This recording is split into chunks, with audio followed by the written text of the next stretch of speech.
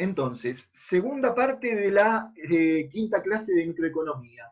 Estábamos empezando la teoría neoclásica de la demanda. Habíamos hablado de la utilidad total y la utilidad marginal. Y ponemos entonces en pantalla, de nuevo, habíamos visto este cuadrito a medida que aumentan las unidades consumidas de un bien, cómo va aumentando la utilidad total hasta llegar a un máximo, mientras que la utilidad marginal siempre es decreciente. Por eso, los neoclásicos sacan de acá una ley. Saben que las leyes en economía no son leyes del Congreso o de los senadores, son principios generales a los que llegan como conclusión. Bueno, los neoclásicos sacan una ley que se llama, me había olvidado decirlo en la parte anterior, lo digo ahora, Ley de la Utilidad Marginal Decreciente. Ley de la Utilidad Marginal Decreciente. Así como está la ley de la oferta y la demanda, bueno, de acá sacan la ley de la utilidad marginal decreciente, que básicamente lo que dice esa ley es que a medida que se consumen unidades adicionales del bien, la utilidad marginal va siendo cada vez mayor o menor. Menor. Menor. O sea que el individuo va valorando cada vez menos a las sucesivas unidades que consume del bien. Por eso, para sintetizar, sobre todo para los que después lo ven en YouTube, este gráfico a mí lo que me muestra son tres cositas. Hay que tener bien en cuenta para marcarlas cuando después también pidamos el gráfico o la explicación del gráfico en un parcial. Primero, es un resumen de lo que dijimos antes, pero bien resumido. La utilidad total va creciendo mientras que la utilidad marginal va decreciendo. Pero fíjense que la utilidad va creciendo en la medida que por lo menos la utilidad marginal tiene signo positivo. La utilidad total llega a su máximo o punto de saturación en el mismo momento en que la utilidad marginal es igual a cero. Y luego la utilidad total decrecería y la utilidad marginal pasaría a ser negativa si el individuo se empecenaría en seguir consumiendo dosis adicionales del bien. Juan, una consulta. Sí. El punto ese que se cruza la utilidad marginal con la utilidad total. No, no es un punto de cruce. ¿Sabés por qué se cruzan? Porque están hechas las dos en el mismo gráfico. Por eso dije que me gusta más el gráfico de abajo. Pero ¿qué le falta al gráfico de abajo? Le falta unir el punto en que la utilidad marginal está en cero con el punto en que la utilidad total está en su máximo. Por eso que les mostré los dos gráficos.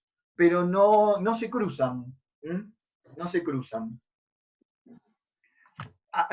Conviene hacer una arriba y otra abajo para compararlas, porque en realidad no significa nada ese punto de cruce. ¿Alguna otra aclaración? Profe, ¿esto en el parcial vas a poner para graficar? Más adelante, porque recién estamos en la mitad, digamos, del primer cuatrimestre, vamos a hacer un simulacro de parcial y vas a ver que muchas de mis preguntas piden hacer un gráfico y explicarlo. Por eso yo decía que si yo tuviera que explicar este gráfico, en resumen sería lo que dijimos recién. ¿Por qué la utilidad total va creciendo, pero va creciendo a un ritmo cada vez más lento? Porque la utilidad marginal es decreciente. ¿Y qué relación hay entre el punto en que la utilidad marginal es igual a cero y el punto en que la utilidad total está en su máximo? En ese momento, ahora les pregunto yo, que en ese momento en que la utilidad marginal es igual a cero y que la utilidad total está en su máximo, ¿qué es lo que pasó con nuestra necesidad? Quedó satisfecha. Quedó totalmente satisfecha. Por eso en el gráfico de arriba lo llama punto de saturación. Seguimos entonces. Presupuesto del consumidor es el subtítulo que viene a continuación en el apunte. Y dice la teoría neoclásica que todas las familias, aunque no lo hagamos por escrito, tenemos un presupuesto de consumo. Tenemos un presupuesto de consumo. Y que ese presupuesto de consumo, que el ama de casa lo puede tener en su mente, aunque no lo escriba, sin darse cuenta, por lo menos, tiene en cuenta tres grandes cosas. Tiene en cuenta la estructura de necesidades, gustos y preferencias del consumidor o de toda la familia. ¿Mm? ¿Qué necesitamos este mes consumir? Y necesitamos comer carne, pero ¿qué tipo de carne nos gusta más en esta familia? Segundo, si fuera solamente total cuestión de gustos, nos compramos un supermercado entero. Pero no es así, porque tenemos que tener en cuenta cuál es nuestro ingreso mensual y qué parte de ese ingreso vamos a destinar al consumo. Y además, no alcanza con saber nuestras necesidades, gustos y preferencias y cuál es nuestro ingreso, sino que tenemos que conocer también el precio de los bienes.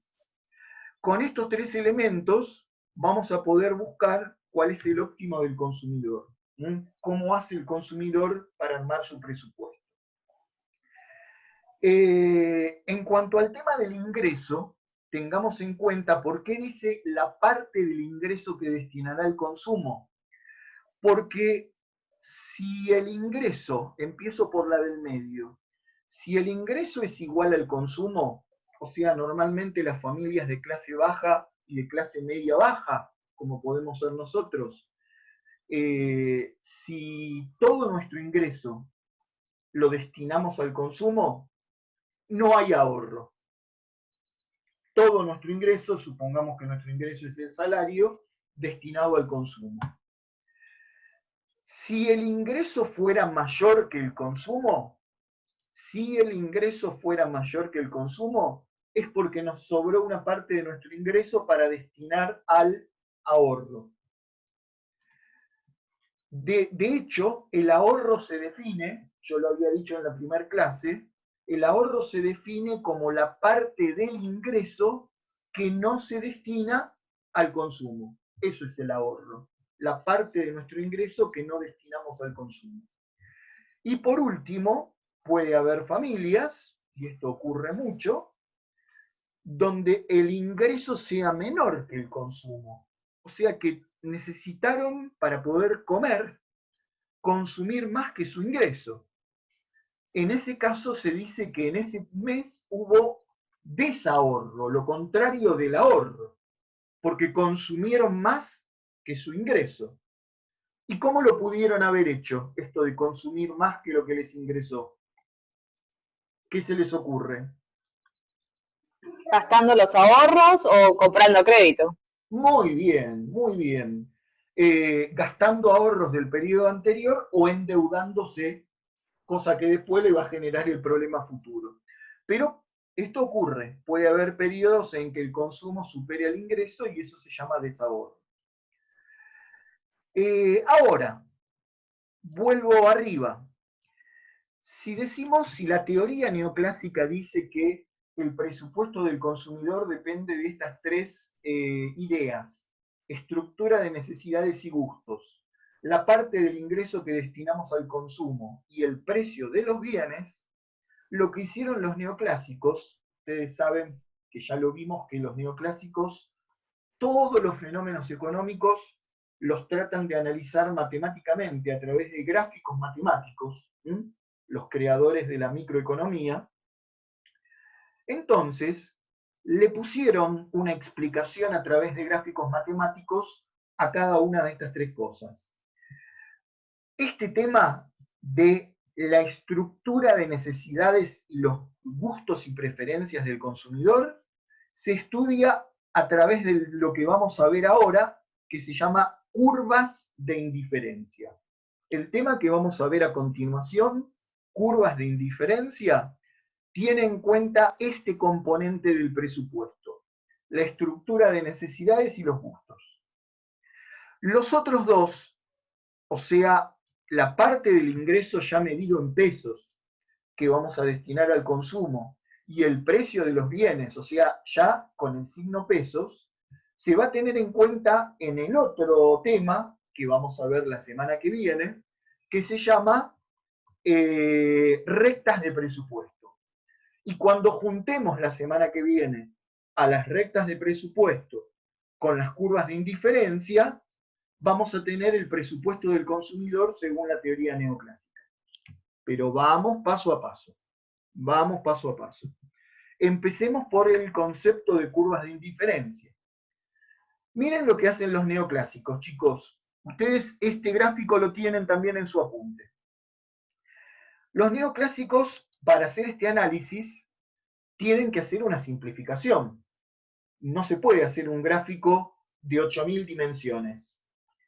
Se hace bidimensional, en este caso. Un gráfico bidimensional quiere decir que tiene dos variables. En este caso se miden en un eje las cantidades a consumir de un bien y en el otro eje las cantidades de otro bien. Acá dice alimento y vestido. Recuerden que estos gráficos yo todavía no aprendí a hacerlos. Debe ser fácil, pero todavía no lo aprendí, o sea que los copio de internet. Yo hubiera puesto acá un alimento, por ejemplo, qué sé yo, carne, y acá hubiera puesto otro alimento, por ejemplo, fideos. Pero lo podemos analizar de cualquier manera. Acá dice alimento y vestido. O sea, el consumidor, nosotros como consumidores, cuando hacemos nuestro presupuesto, aunque sea mentalmente, tenemos que ir viendo qué vamos a comprar entre 150 bienes, porque nosotros necesitamos comer, distinto tipo de cosas, necesitamos beber, necesitamos ropa, necesitamos transportarnos. Entonces, no son elegir entre dos cosas. Pero para poder analizar cómo, según los neoclásicos, con un gráfico matemático de 2 dimensiones, tuvieron que simplificar y empezar analizando cómo elige el consumidor entre dos bienes.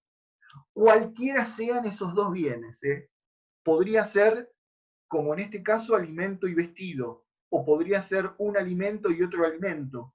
¿Cómo voy sustituyendo uno por otro? Esa es la idea. Bueno, por un momento, hagámosles caso a este gráfico para no hacer lío. En este eje medimos la cantidad de unidades de vestido y en este eje la cantidad de unidades de alimentos. Y bueno, dice esta teoría que el consumidor puede formar distintas canastas o combinaciones de esos dos bienes y ver qué nivel de utilidad o de satisfacción le reportan, le dan esas combinaciones al consumidor. Por ejemplo, en el punto A, fíjense el punto A, acá está en el gráfico y acá está aclarado en el cuadrito, el consumidor tiene una sola unidad de alimento. ¿Ven? Si yo bajo desde el punto A al eje de abscisas, lo veo acá. Una unidad de alimento, y también está indicada aquí. Y 6 unidades de vestido. Eso es la canasta A, o combinación A. Una unidad de alimento con 6 de vestido. En el punto B de esa misma curva, tengo 3 unidades de vestido. Quiero que aprendan a verlo en el gráfico. 3 unidades de vestido y bajando hacia el eje de abscisas, 2 unidades de alimento. Acá está. 2 de alimento con 3 de vestido. En el punto C tengo 3 unidades de alimento bajando al eje de abscisas y yendo en forma horizontal hacia el eje de ordenadas, 2 unidades de vestido.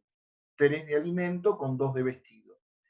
En el punto D tengo media, no sé si lo llegan a notar, que está entre el 2 y el 1, media unidad de vestido, 1,5 dice, perdón, 1,5, dije media, no, 1,5, está entre 1 y 2, 1,5 unidad de vestido y 4 unidades de alimento. Es como que voy disminuyendo la cantidad de unidades de vestido a cambio de aumentar la cantidad de unidades de alimento. Hay infinitos puntos a lo largo de esta curva. Señalamos 4 puntos, pero lo que vemos es que cada punto representa una canasta, o sea, una combinación de distintas cantidades de alimento y de vestido. ¿Hasta acá se entiende lo que decimos? ¿Se entiende que lo que digo coincide con lo que estamos viendo en el gráfico? Profe, se parece al costo de oportunidad. Para tener algo tengo que dejar algo para Correcto. llegar a mediar. Me parece. Los ¿Te parece? razonamientos son parecidos. Pero, ¿qué significa esto a diferencia del costo de oportunidad? Porque acá lo que significa es, esto se va a llamar curva de indiferencia porque cada combinación al consumidor le resulta indiferente. ¿Qué quiere decir indiferente? Que si estos puntos para esa persona están en la misma curva, es porque a esa persona le resulta indiferente, le da lo mismo, le reporta el mismo nivel de satisfacción tener 6 unidades de vestido y una de alimento, que tener, por ejemplo, en el punto C, 2 de vestido y 3 de alimento. Le resulta indiferente, cualquiera de esas combinaciones le reporta el mismo nivel de utilidad. Si para vos no es lo mismo tener 6 de vestido y una de alimento que tener 3 de vestido con 2 de alimento, significa que el punto A y el B para vos pertenecen a distintas curvas de indiferencia. Porque esto es subjetivo, es distinto para cada economía doméstica, para cada familia y para cada consumidor. Cuando los puntos pertenecen a una misma curva y llamamos a esa curva curva de indiferencia, es porque el consumidor está dispuesto a sacrificar esas 3 unidades de vestido a cambio de obtener una unidad más de alimento. Fíjense que para pasar del punto A al punto B, yo estoy sacrificando, o sea, disminuyendo la cantidad que voy a comprar de vestido en 3 menos, a cambio de obtener una unidad más de alimento. Ojo que además, o a lo mejor esa unidad de alimento es una caja llena de alimentos. Ustedes me dirán, ¿cómo? Prefiero el vestido, yo necesito alimentarse. No, no lo pensemos por ese lado. Lo que pensemos esto, estoy dispuesto a sacrificar 3 unidades de vestido para obtener una caja más de alimento, pongámoslo así, no es solo un alimento, una caja más de alimento. Y luego, para pasar del punto B al punto C, yo estoy dispuesto a sacrificar un vestido para obtener otra caja repleta de alimentos. Y por último, para pasar del punto C al punto D, fíjense que estoy dispuesto a sacrificar solo medio vestido para obtener una caja más completa de alimentos. Entonces, quiere decir que esta curva de indiferencia está uniendo a infinitos puntos, porque acá hablamos de 4, pero puede haber muchos más en el medio, y cada punto es una canasta o una combinación distinta de cantidades de alimento y de vestido. Y estamos diciendo que si esos puntos están en la misma curva, es porque al consumidor le resulta indiferente. Le da lo mismo estar en el punto A que en el punto D. Le da lo mismo. Le reporta el mismo nivel de utilidad.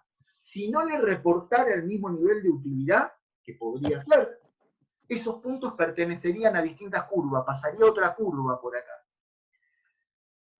Juan, una consulta. Sí, dale. La curva es decreciente.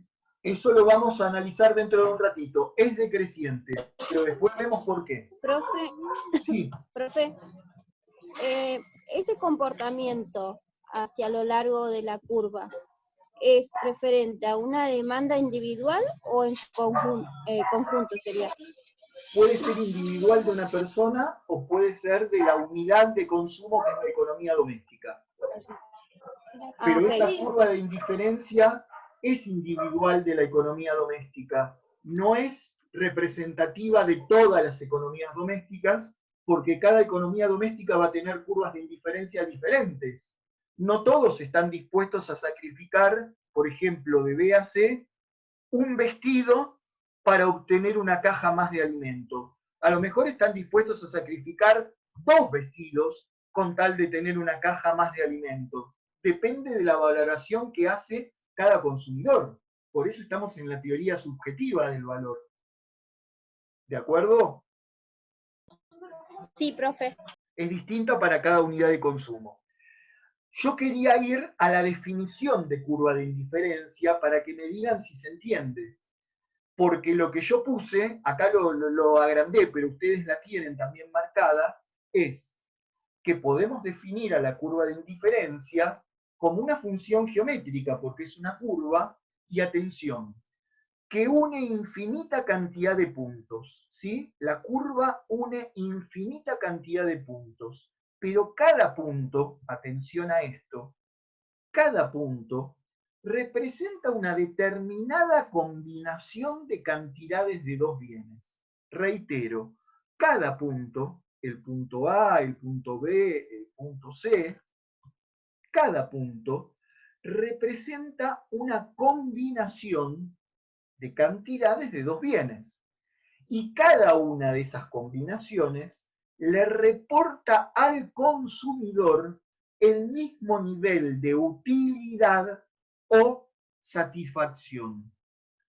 Porque si cada punto no le reportara al consumidor el mismo nivel de utilidad o satisfacción, esos puntos los tendría que sacar y no estarían a lo largo de la misma curva de indiferencia. O sea, por definición, a lo largo de una curva de indiferencia, cualquiera de los puntos representa combinaciones de cantidades de los 2 bienes que reportan el mismo nivel de utilidad. Dicho de otra manera, cada curva de indiferencia representa un nivel de satisfacción. ¿Se entiende algo hasta ahí? Porque es bastante abstracto el concepto. Después ustedes lo van a tener que leer y la semana que viene decirme qué cosas no se entendieron. Y encima ahora viene la pregunta que hizo Omar, el tema de por qué es decreciente. Pero hasta ahí, ¿hay alguna pregunta, chicos? ¿En la definición? No. ¿Sí?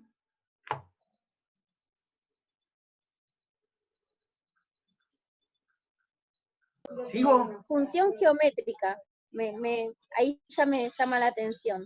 Función geométrica es una definición, porque como ustedes no están estudiando en este momento de los libros, si alguno tiene en su casa Samuelson o también se puede encontrar en PDF Samuelson en internet, yo lo tengo en mi computadora, si quieren después se los mando el link para descargarlo. Samuelson lo define como una función geométrica, pero ¿saben por qué? Porque toda función es geométrica, toda curva de este tipo, donde cada punto representa una combinación de cantidades de lo que mido en el eje de ordenadas y de lo que mido en el eje de abscisas, es una función geométrica. Sacale la palabra geométrica si querés. La curva de indiferencia lo podemos definir así. La curva de indiferencia, y empecemos acá, une infinita cantidad de puntos, eso es lo que me interesa que se entienda. La curva de indiferencia une infinita cantidad de puntos, donde cada punto representa una determinada combinación de cantidades de 2 bienes. Y esto último es lo más importante. Cada combinación de esas cantidades de 2 bienes le reporta al consumidor el mismo nivel de utilidad. Si cada punto no representara el mismo nivel de utilidad, no tendría que estar en la misma curva. ¿Se comprendió eso? Miren, por ahí se comprende mejor porque algunos no me contestan mirando este otro gráfico que tienen más abajo. En este otro gráfico, que en lugar de poner vestimenta y alimento pone lápices y bolígrafos, hay 3 curvas de indiferencia. Chicos, alguno tiene el micrófono abierto y sale mucho ruido. Actívenlo, por favor, solo para preguntar. En la curva de indiferencia 1, por ejemplo, hay un punto en que tengo 5 unidades de lápices con 10 de bolígrafos. Si hay otro punto en la misma curva de indiferencia 1, donde resigné 2 unidades de lápices, o sea, pasé de 5 a 3 unidades de lápices, para obtener 5 unidades adicionales de bolígrafos, es porque esta combinación de 5 lápices con 10 bolígrafos, o esta otra combinación de 3 lápices con 15 bolígrafos, me resultan indiferentes, me reportan el mismo nivel de utilidad, me da lo mismo. Por eso se llama curva de indiferencia. Sin embargo, no me da lo mismo ningún punto que esté en la curva de indiferencia 2 o 3. ¿Qué voy a preferir? Alguno que vaya activando su micrófono para responder. ¿Qué voy a preferir? ¿Cualquiera de los puntos de la curva de indiferencia 1 o cualquiera de los puntos de la curva de indiferencia 2 o de la 3?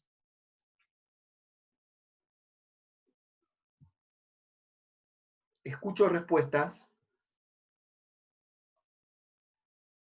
Y yo supongo que de la 1, porque si no, o sea, si estamos viendo que me da me da la misma satisfacción tener 5 lápices y 10 bolígrafos como 3 lápices con 15. Bien. Si me voy para otro lado es porque no me va a dar el mismo nivel de satisfacción tener algo distinto. Hasta ahí estoy totalmente de acuerdo con vos. Si me voy a un punto en otra curva, me va a dar otro nivel de satisfacción. Pero ese nivel de satisfacción va a ser mayor. ¿Por qué? Porque a medida que nos alejamos del origen, este es el origen de coordenadas, a medida que las curvas de indiferencia son más elevadas, fíjate que tendríamos, por ejemplo acá, no sé si se llega a ver, acá, 5 unidades de lápices con 15 de bolígrafos. O sea, al tener más unidades de los dos bienes, me va a reportar mayor satisfacción. Lo ideal para el consumidor sería irse lo más alejado posible, lo más hacia arriba y hacia la derecha, y alcanzar una curva de indiferencia lo más alejada posible del origen. Pero vamos a ver después, el viernes que viene, hasta dónde puede alejarse del origen, porque tiene un nivel de presupuesto que le restringe esa posibilidad. Entonces, lo que estamos viendo acá es que, si bien, atención a lo siguiente, escuchen lo siguiente y me dicen si se entiende o no, por favor. Si bien cualquier punto a lo largo de una misma curva de indiferencia me resulta indiferente, o sea, me reporta el mismo nivel de satisfacción, si yo pudiera desplazarme a una curva de indiferencia superior, la 2, la 3, la 4, hay infinitas curvas de indiferencia, lograría aumentar mi nivel de satisfacción porque tendría más cantidad de ambos bienes. Es decir, que el consumidor no tiene una sola curva de indiferencia, sino que tiene todo esto que se llama mapa de indiferencia. Se llama mapa de indiferencia. Creo, estoy buscándolo, que lo puse por acá. Dice, veamos ahora que si bien al consumidor le resultan indiferentes cualquiera de las canastas o combinaciones de cantidades de los dos bienes que se ubican sobre la misma curva, eso no significa que los consumidores posean una sola curva de indiferencia. Y dice más abajo, en el gráfico de arriba vemos el mapa de indiferencia del consumidor. El consumidor tiene infinitas curvas de indiferencia y cada curva representa un mayor nivel de utilidad o satisfacción a medida que nos alejamos del centro de coordenadas. Profe, una pregunta. Sí. Para moverse de la curva de indiferencia 1 a la indiferencia 2, ¿hay que subir el presupuesto? ¿Hay que aumentarlo? Te adelantaste al tema del viernes. Perdón, profe. Justamente, si dependiera de nuestros gustos y de nuestras ganas, quisiéramos irnos a la curva de indiferencia 3, 4, 5. Pero vamos a ver el viernes que viene cómo buscamos nuestro punto de equilibrio, tratando de llegar a la curva de indiferencia más alejada posible, pero con el presupuesto que tengamos. Muy bien. Pero para terminar Depende la clase del de hoy, ingreso del, sí, depende del ingreso del consumidor, sería. exactamente. Acordate de esta pregunta para el viernes que viene. Porque todavía no quiero pasar al presupuesto, que sería el tema que viene, que es la recta de presupuesto, porque nos falta analizar un par de cosas de la curva de indiferencia. Y esto lo había preguntado Omar hace un rato largo. Tenemos que ver un par de características, chicos, que tienen las curvas de indiferencia. Sigamos 10 minutos más que terminamos la clase de hoy con las características de las curvas de indiferencia. A ver, todas las curvas de indiferencia tienen una pendiente decreciente, igual que la curva de demanda, y no solo tienen una pendiente decreciente, sino que son convexas al origen. ¿Ven cómo es? Cuando esta curva mira de esta manera al origen, se dice que esto es convexo. Y del otro lado, para allá, es cóncavo. Ese es el concepto de cóncavo y convexo. Una U para abajo es convexa y para arriba es cóncavo. Entonces, es convexo hacia el origen y es decreciente. Eso significa, vuelvo a los números, que cuando yo estoy consumiendo mucha cantidad de vestidos, estoy dispuesto a sacrificar 3 unidades de vestido para obtener una caja más de alimentos. Me resulta indiferente pasar del punto A al punto B. Ahora, cuando paso del punto B al punto C, ya estoy dispuesto a sacrificar solamente un vestido para obtener una caja adicional de alimentos. Y miren, después, cuando paso del punto C al punto D, solamente estoy dispuesto a sacrificar medio vestido para obtener de 3 a 4 una caja adicional de alimentos. ¿Cómo es que yo obtengo cada vez una caja adicional de alimentos, de 1 a 2, de 2 a 3, de 3 a 4, pero cada vez estoy dispuesto a sacrificar menos cantidad de vestido para obtener esa caja adicional de alimento? Y digo alimento, piénsenlo, vamos a poner que acá el alimento es la carne, y acá en vez de vestido pongamos fideos, o sea, los dos son alimentos. Entonces pensémoslo así, chicos, miren esto. Estoy dispuesto a sacrificar 3 paquetes de fideo, dispuesto a comer 3 paquetes de fideo menos, para poder comer 1 kilo de carne más. Luego, estoy dispuesto a sacrificar solo un paquete de fideos para comer otro kilo de carne más. Y por último, estoy dispuesto a sacrificar solo medio paquete de fideos para comer 1 kilo de carne más. Va a llegar un momento en que no estoy dispuesto a sacrificar nada de fideos para comer otro kilo más de carne. Les pregunto, es complejo, pero les doy una pista. Esta forma decreciente y convexa, que cada vez estoy dispuesto a sacrificar menos del bien que mido en el eje de ordenadas a cambio de obtener más unidades del bien que se mide en el eje de abscisas, se relaciona con lo que vimos en la parte anterior de la clase. ¿Con qué se relaciona? Con la cantidad, digamos, que necesitaba antes para satisfacer, o sea, la coca sería al revés, no sé cómo explicarlo. Como vos quieras, después yo te lo redondeo. A ver. Sería como al revés de la otra, yo necesitaba cada vez más coca, pero ya satisfacía mi necesidad. Entonces ahora sería al revés. ¿Qué pasaba a medida que consumías más unidades de Coca-Cola? quedaba satisfecho y tenía menos utilidad marginal, digamos. Ahí está, Melina. A medida que consumías más unidades de Coca-Cola, y eso pasa con todos los bienes, según esta teoría, vas valorando cada vez menos esa unidad adicional. Bueno, cuando yo digo que voy sacrificando paquetes de fideos para añadir más unidades de kilos de carne, ¿cuál es el bien que estoy aumentando el consumo? Kilos de carne. Carne. Y dice la teoría que a medida que yo aumento la cantidad que consumo de un bien, cualquiera sea el bien, cada unidad adicional la valoro menos, porque la utilidad marginal va bajando. Entonces, esta forma decreciente y convexa de la curva de indiferencia se debe a la ley de utilidad marginal decreciente. ¿Por qué?